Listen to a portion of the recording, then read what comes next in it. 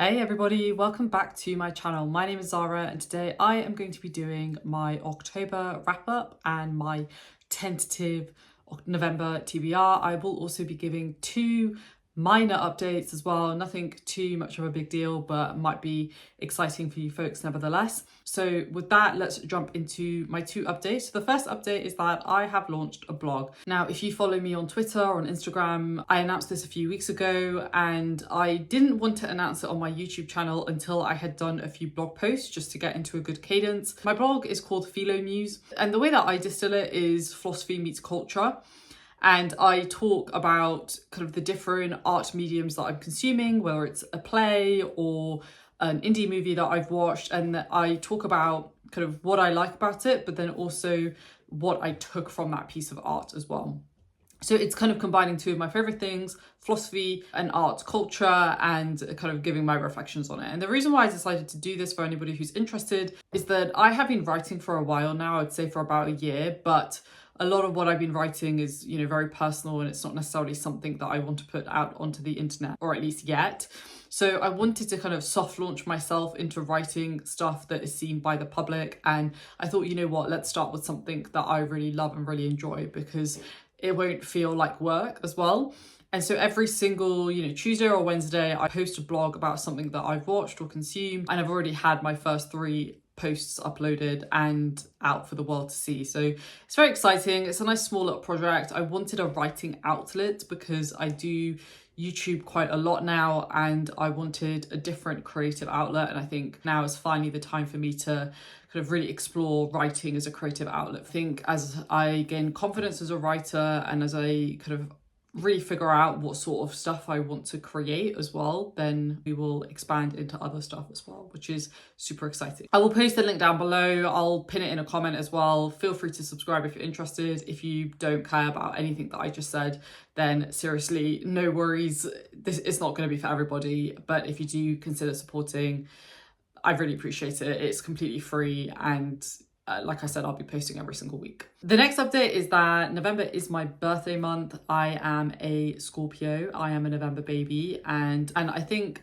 as a way to say thank you to this wonderful community here, I am highly likely going to be doing a giveaway or some sort of a competition or raffle.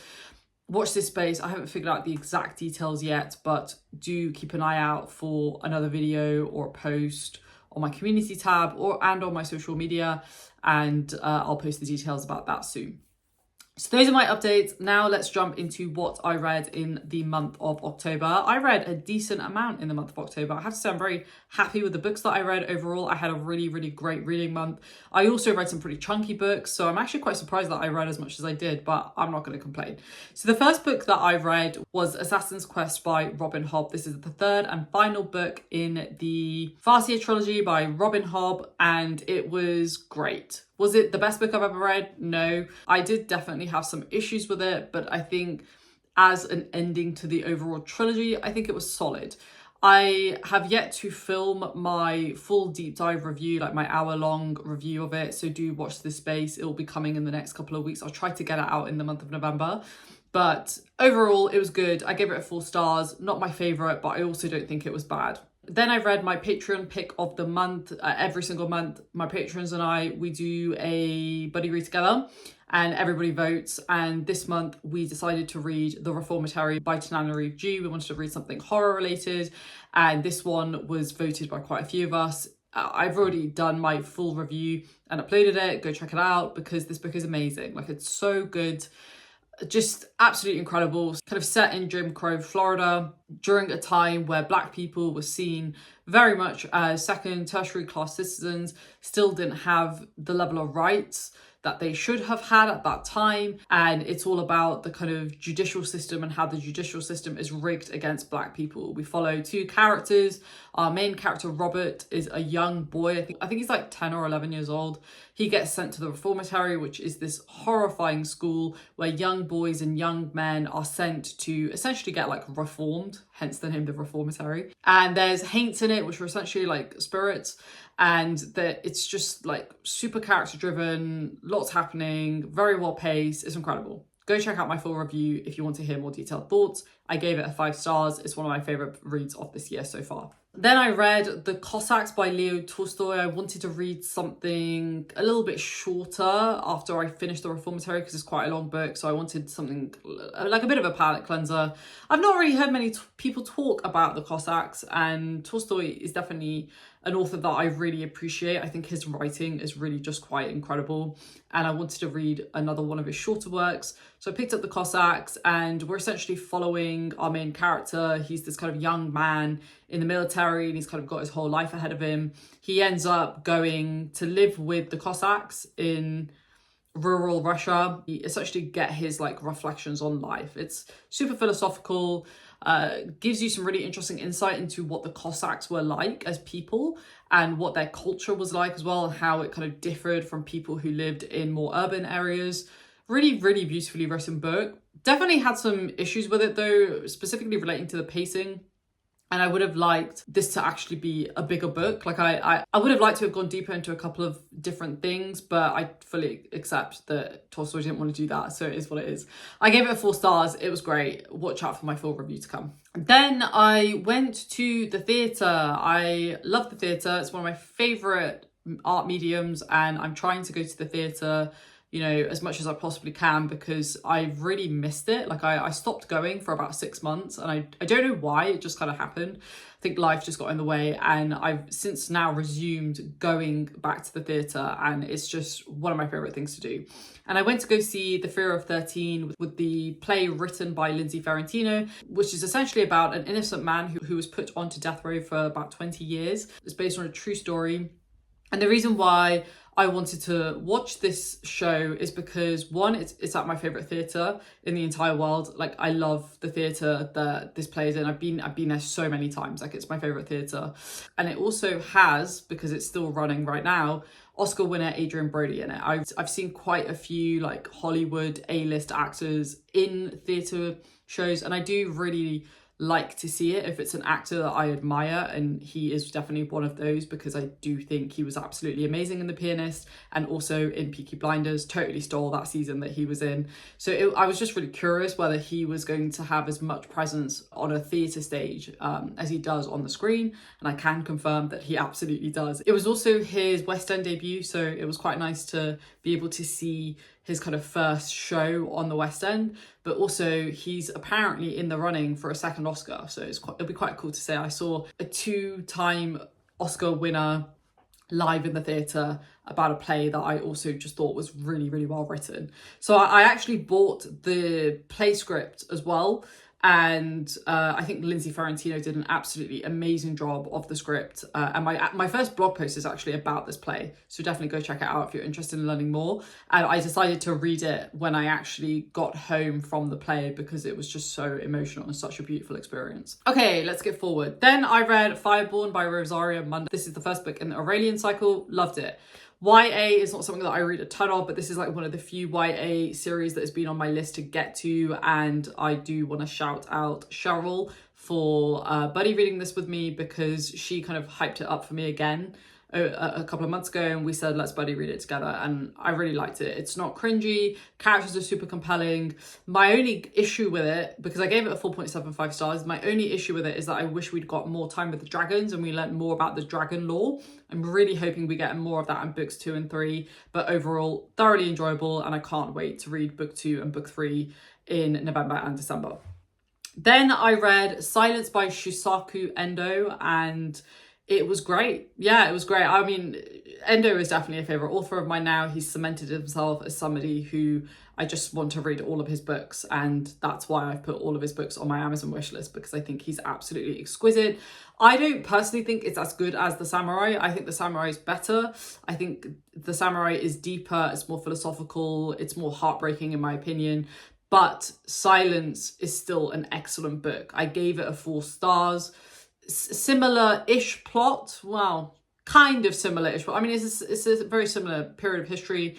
We're following real historical figures, and it is what the Martin Scorsese movie was based on as well, which I'm planning to watch very soon. Last but most certainly not least, I then read Sailing to Sarantium by Guy Gavriel Kay. This is the first book in the Sarantine Mosaic duology. It's a very small group of us who read GGK books together now and then, and this was our next one to read together, and I think we all had pretty similar experiences, or at least the ones that are finished. And overall, it was okay. It's definitely not my favorite GGK. It's definitely not the worst GGK either. It was very mid for me. I think the writing was beautiful, and I think the first half was amazing, but then the second half kind of lost me because it went in directions that I didn't really care about. We also got introductions to more characters that I didn't really care about, and so it was mid. I gave it a 3 out of 5 stars. I will be doing a dedicated review to this book, and I do plan to read the second book as well because I do really like the setting. Watch this space for my review where I'll dig a little bit deeper into that. Now let's jump into what is on my tentative TBR for November. I've got a couple of buddy reads, and then there's a couple of other books that I really want to get to. So I've already started 2 books at the time that I'm filming this video, which is on the 31st of October, but I'm not going to finish them today. They'll definitely go into the month of November. So I'll talk more about those in November, but I will mention them briefly. So the first book is a buddy read with one of my patrons, Mandy, and we are reading currently, we've already both started it, Human Acts by Han Kang. This just won a Nobel Prize for Literature, and it's about the Gwangju uprising in Korea. And funnily enough, I've actually watched a K-drama set during the Gwangju uprising, so I actually know a decent amount about it. And I didn't actually know that this book was about the Gwangju uprising. So it's quite a pleasant surprise to actually read about a period of history that I actually know a decent amount about. And so far, it's been an absolutely incredible experience. Absolutely beautiful writing. I can totally see why she won the Nobel Prize for Literature. Then I also started a play, and I'm going to start reading more plays because I love plays. I think they're a very different experience to reading like a novel. It's just such a different experience, and I don't know, it's going back to the theatre has really like reignited my love for plays.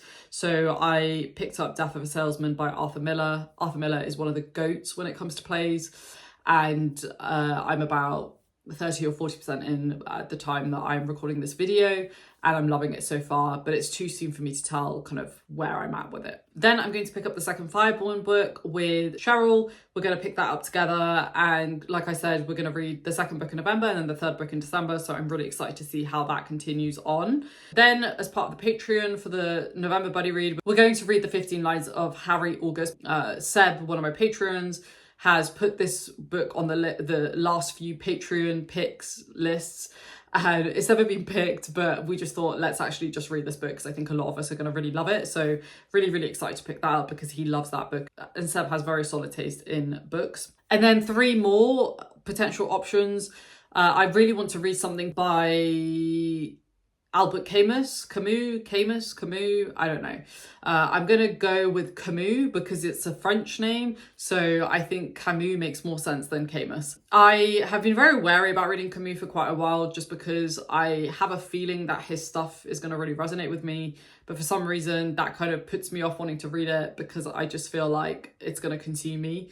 But that's a pretty silly reason, in my opinion, to not read an author. So I think I'm finally going to pick him up. I don't know which one I'm going to read. I have, I think, quite a few of his books. I have The Stranger, 2 or 3 more others of his books as well that I can't at this moment in time remember the names of, but I will pick up hopefully one of his books. Then KJ Parker, as I've mentioned in one of my previous videos, he is launching his next fantasy trilogy in Q2 of next year. I do have the 3 books already, so I definitely am going to pick up the first book in the month of November.